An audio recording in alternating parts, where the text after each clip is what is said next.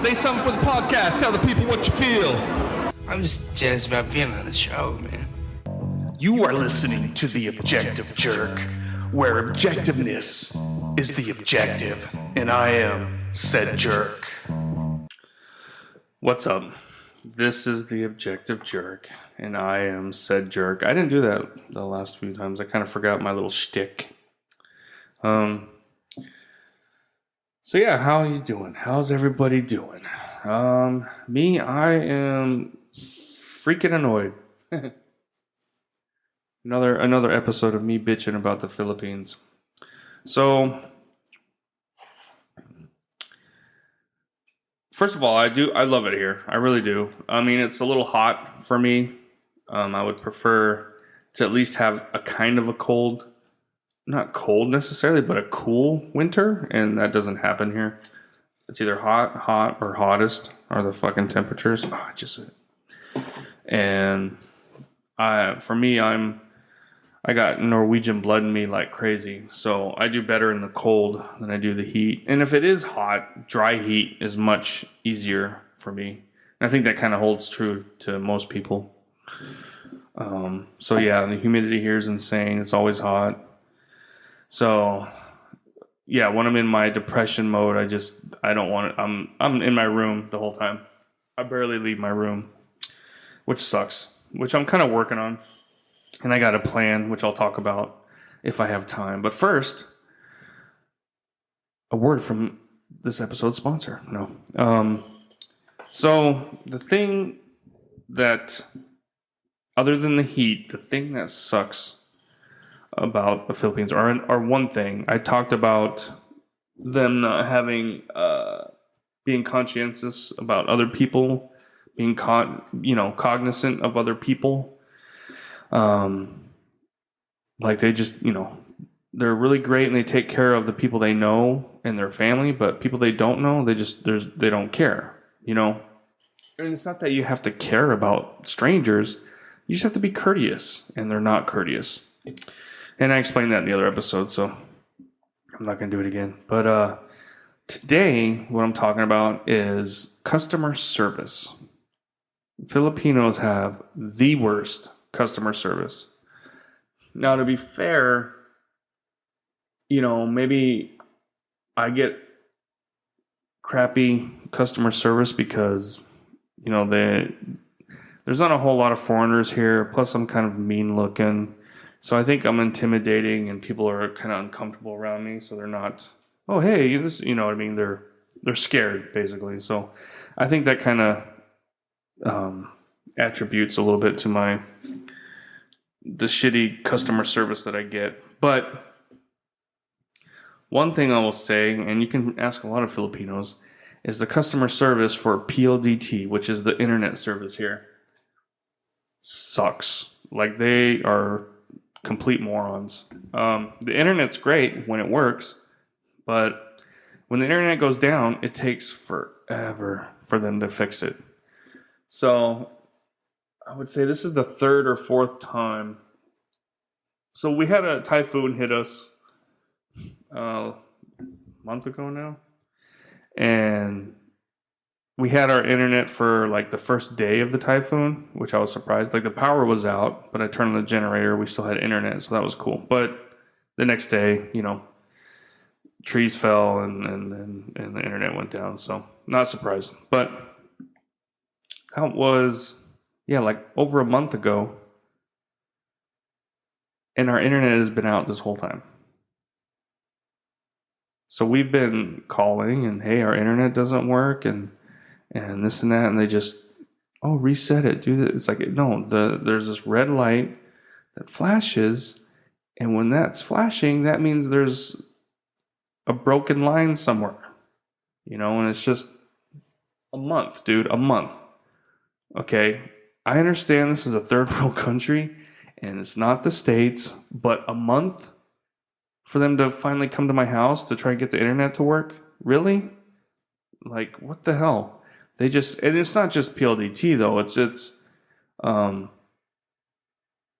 go to the stores, or it's like, I go into a store or like a kiosk in the mall. I remember I went to a kiosk at the mall, a sunglass one, and I was looking at the sunglasses, and the girl working there, she was just sitting down in the corner on her phone. She didn't acknowledge me. She didn't nothing.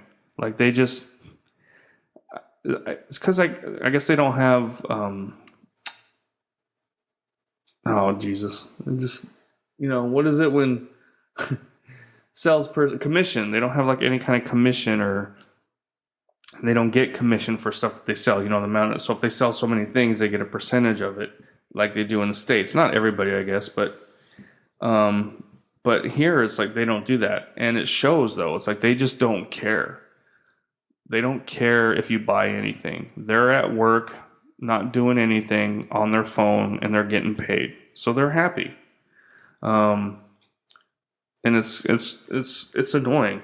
It's really annoying, and it's just like this with the, before it would take like a week or two to get the internet, and it's like, why does it take so freaking long? So now I'm looking to get Starlink, which is the Tesla satellite one, which is actually the same price. It's the same amount monthly, same monthly payment, maybe even a little less, but it's just to get the equipment is kind of expensive. So, but I'm thinking like just doing it, and because it's been around now for a while, Starlink, and I haven't heard anything bad. I probably need to research a little bit, but I'm just tired of this PLDT company. And the thing is like it doesn't matter. Like they don't give a shit because they're the only company. Like in the States, it's like they try and be or have good customer service, and they want the customer to be happy because they don't want them to leave. But here you can't leave because all there is PLDT, so they don't give a fuck. I said it again. I'm trying not to say that word. So they don't care. Because what are you going to do? You're going to go to another internet company? No. Because, it's like this is the only one. But Starlink is now here. And then I guess there's another one, Globe or something. So there's going to be some options. So hopefully things will change. But if you look at, like, all Filipinos hate PLDT. I bet you people, like, are embarrassed to say that they work there. Anyway, so they're here now. So they came earlier and they were looking at the line, and plus, dude, Filipinos are like deathly afraid of dogs. But I guess there's lots of stray dogs here that can carry diseases and stuff and bite you. But it's like, you're in my home. I'm here. I'm an American. My dogs, they're fine. You know what I mean? And they're just so scared to come in. So it's like I walk in, but even like with me there, they're just like, ooh. I'm like, oh my gosh, just come on. I mean, it's good, I guess. Nobody wants to go on my property. My dogs are big, but they're not. They're big, GSPs that they just want attention. The one that will bite them is the Filipino dog. The little Filipino dog that I have. Anyway, so that's going on. So they were here, and then I took my wife to her dad's, and I came back, and my son's like, hey, they just left. I don't even know. Internet wasn't working. I was like, you know what I mean? I was pissed. Because again, customer service, they don't communicate. They didn't say, hey, come in, knock on the door. Sir, we got to go do this and whatever, and blah, blah, we're going to come back. They just leave. So what's going on? That's the kind of customer service you get. But they came back, and hopefully they'll fix it. So there's that. And then what else is going on with me? I am looking to buy a motorcycle, an actual motorcycle, not a scooter. I had a Yamaha NMAX, which was a fun scooter. Used that right around. But we sold it because we wanted the kids to go to a better school. We had to pay the tuition and stuff, so we sold it, which was fine. I mean, I wasn't like in love with it. It was nice to have to run into town real quick and stuff like that. But I did enjoy going on some rides with it. It was kind of therapeutic for me. And then I was researching and, read various things and all of a sudden it just kind of clicked. And I'm like, well, this is why so many veterans have motorcycles and are in part of like some sort of, biker club. Not like a real biker, but just, club, like the fucking, what's that movie with Tim Allen where they're, buddies that go riding on the weekends? Something Hogs. Dude, I can't. Wild hogs. There we go. Wild hogs. Okay.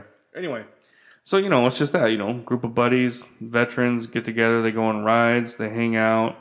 It's therapeutic, And I was thinking, like, if I got a bike, an actual, like, cruiser bike, find some people, because I don't really have anything in common with people here. So it's like I have no urge to go and meet people and talk to people because I don't have nothing in common other than the fact that I live in the Philippines with them. I mean, there are some older guys that are like way old that I hang out. I have a friend that I go mountain biking with, but I haven't been mountain biking in a while. He's in his 60s, I think.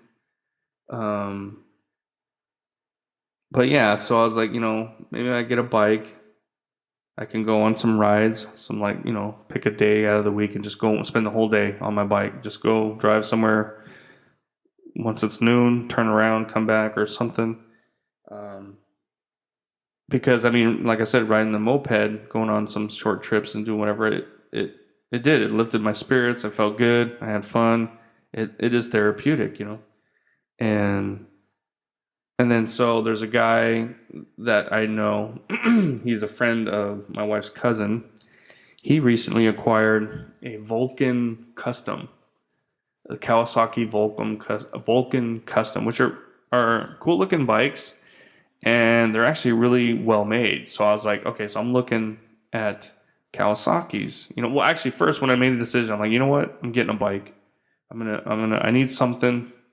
Especially when I'm in my lowest depression, I can just get on the bike, go for a ride, feel better, it gets me out of the house, So immediately I'm like, okay, I'm not getting a Harley. I grew up with Harleys.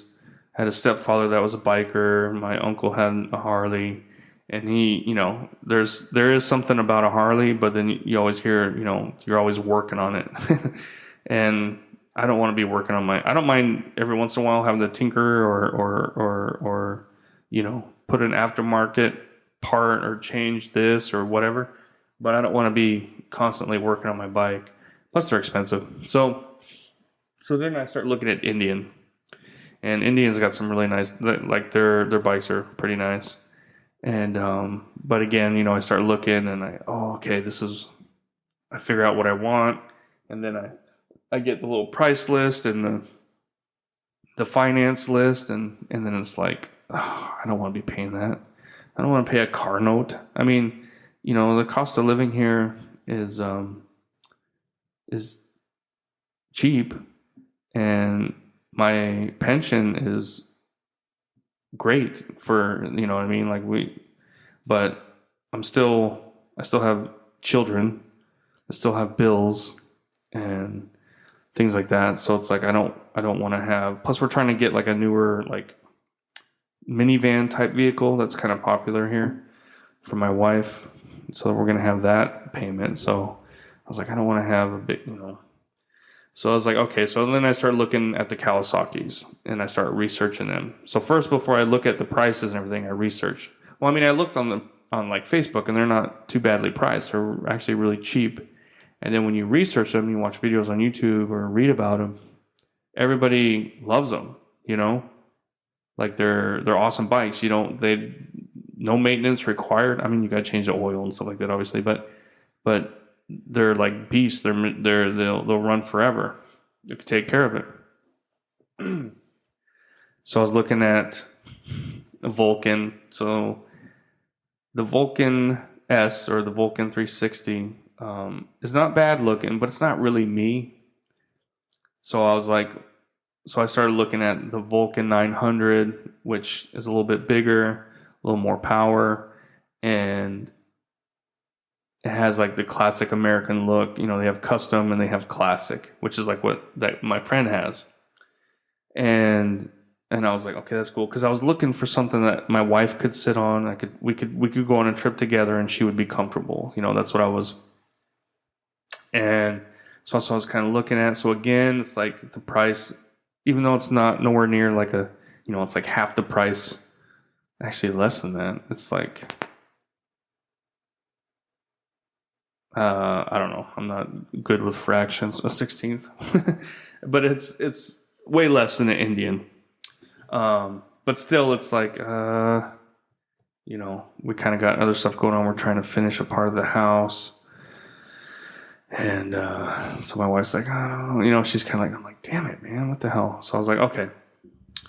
And plus, the ones that I really like, the customs and the classics, they're not really popular here. Like you can find Vulcan 360s all over the place. People have them all over, but because the culture here, is that the right word? But the motorcycle culture, which is huge, everybody has a motorcycle. Everybody's got a moped. They're more about the crotch rocket, speed kind of, machines. There are people that ride cruisers here. But I don't think they like the American classic style that much because they're kind of hard to find. Either that or they're just really good and nobody wants to sell them. And then the dealerships, they don't sell any, they don't have a used inventory. Everything's new. So if you want something used, you got to look on Facebook Marketplace or local or something. You know what I mean? So it's like, it's not like in the States where you can go to a dealership and what do you got for used? And, maybe closer to Manila or something, maybe. But I've been reaching out to dealerships and they're all just like, no, we don't have used. We only have brand new. So I'm like, damn it. Okay. Well, so then I'm like, okay. Ultimately, this whole thing, getting the motorcycle, is for me, as selfish as that seems. It's, it's so I don't have to have a shrink. My shrink will be the road on my bike. So I'm like, okay. So I start looking at smaller bikes that are just maybe single seat, you know what I mean? And then I come across oh my God, dude, why is it when I'm talking, as soon as I'm going to say the word, which is in my head, and it's about to come out, it just disappears. Bristol. There we go. So there's a bike company called Bristol. I want to say it's a Filipino, but I don't think it is. Maybe. I don't know. But a lot of people have them here. So they have Bristol bobbers, which are cool looking. A lot of them are single. You can have double, I guess, but they're kind of cool. There's kind of there's some groups like in Manila that ride them. But they're kind of expensive, actually. And I was like, damn. So I'm looking. And so then I come across the Royal Enfield. I'd never heard of them before. But they're like the oldest motorcycle company in the world, really. Their first motorcycle was built in 1890 something. I mean, it wasn't much of a motorcycle, but still, and they were a British company, like in Manchester, I want to say, for a long time. Now I don't know where they're at. I'd have to look, like India or something. I don't know, something like that. They were bought out years ago. I think even in the 70s or something. But they continue to make the bikes just like, Royal Enfield had. And I'm looking at these bikes and they're and I'm researching them and there's nothing negative about them. Nobody says anything. I mean, little minor stuff maybe, but so I look and I see the Royal Enfield. So it's a 300 classic, meaning so it's 300 cc's. So that's double what my NMAX was, which would be fine. Because I'm not a speed demon. I'm a cruiser kind of guy. And this classic motorcycle looks cool. It looks like an old classic style motorcycle, And then I look online, and then they have some used ones that are the Enfield 500 classic, and they look straight up from World War II. And I'm like, yeah. I'm like, that's me. That would be fun to ride. So then I'm like, okay. So then I look at the price, and they're cheap. They're really cheap, especially the used one. It's 200,000 pesos, which is That's like $2,000, I think. Roughly. It might be a little less. I guess I could look it up while I'm talking. But, I don't have internet right now. That's right. Fuck. Stupid PLDT. Anyway, so they're cheap. Even the brand new ones, which are 300, so they're a little smaller, but still, they're nice. And they're like 270,000, something like that. That's for a brand new one. And so I'm like, oh, dude, so this is it. This will be payment wise, will make my wife happy, and the bike aesthetically is what I like, and it's not meant for highway racing. It's just meant for cruising back roads, and that's what I want. And so I start researching it because a lot of bikes are small, and I'm kind of a big dude. I don't want to look like a goober. And yeah, so I found like one channel. This guy's like 6'2". And he does, and he was talking about the new one, the Royal Enfield 300. And he was like, dude, this thing is awesome.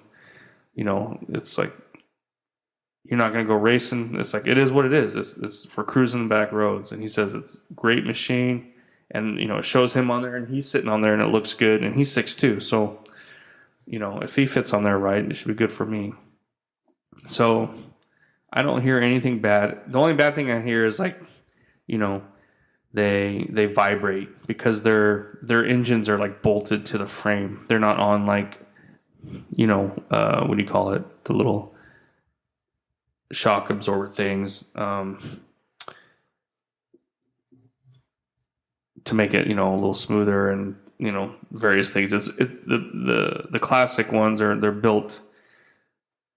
They're almost built just like they were, 80 years ago, except they got disc brakes and whatever things like that.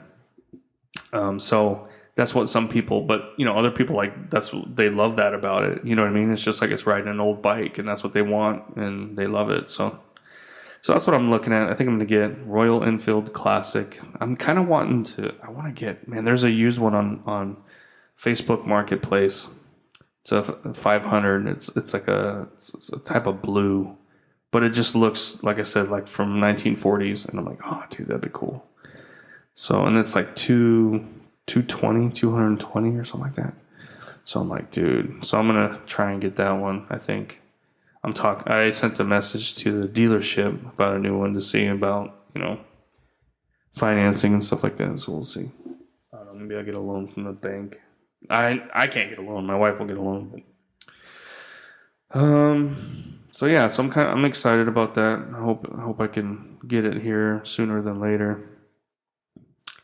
before my next valley of depression. Because right now I'm good. I'm in my it's all ebbs and flows. It's hills and valleys, and right now I'm good. But it comes back, so that's why I'm hoping when it comes back, I'll be like, oh God, I don't want to do nothing. I'll be like, oh, you know what? I'm gonna go for a ride. Because that's easy, that's fun, and then hopefully it'll kind of lift my spirits and go on rides with some friends, talk to people, all that good stuff. So that's the point, and hopefully it all works out. So I got a two-member gang so far. I don't even have a bike yet, but we're already talking about. I'm like messaging, I'm like, dude, we're gonna go riding. Because right now, like I said, I'm in my hill, so I'm like ADHD and excited and like I'm just like wanting to go full speed, which I wish I was like all the time, but I'm not. That's why I think I'm bipolar, because when I'm in my highs, I'm like just like I took Adderall or something, and then in my lows, it's like I don't want to talk or see anybody or anything. But anyway. So that's what I'm doing. Get that bike, I hope, and then I'll talk more about the bike. But I'm excited. So hopefully, any of my listeners or my listener, you know who you are. You got a motorcycle? I know you do some BJJ, I think. Do you do Brazilian Jiu-Jitsu or something? I saw something on Facebook. You know who you are. So that's good. That's actually good for your mental state. I actually was looking at a gym here that had like Muay Thai, but then we didn't really hear back from them, so I don't know. But, dude, I already have like so many hobbies. Well, this for one, and then my drums, my bass, which when I'm depressed, they don't pull me out of the depression unless somebody came over and like, dude, let's play, which I can't find anybody to jam with. So now I'm moving on to a motorcycle, and I'm hoping that's the key. That's it. Anyway, let me know. Send me an email at theobjectivejerk@gmail.com and let me know your thoughts and your ideas, concerns, or your what do you call it? Your advice, I guess you could say. Anyway, thanks for listening, and I'll talk to you later. Bye.